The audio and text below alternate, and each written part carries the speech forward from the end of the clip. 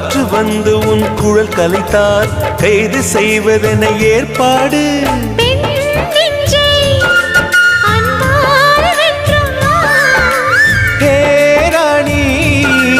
அந்த இந்திரலோகத்தில் நான் கொண்டு தருவேன் நான் ஒரு பூவீதம். உன் அன்பு அது போதும்.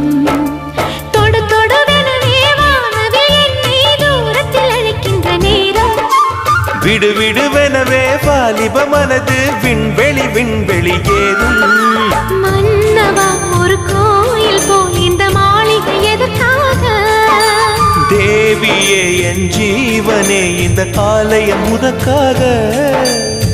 வானில் ஒரு புயல் மழை வந்தால் அழகே என்னை எங்கனம் காப்பாய். கண்ணே உனை என் கண்ணில் வைத்து இமை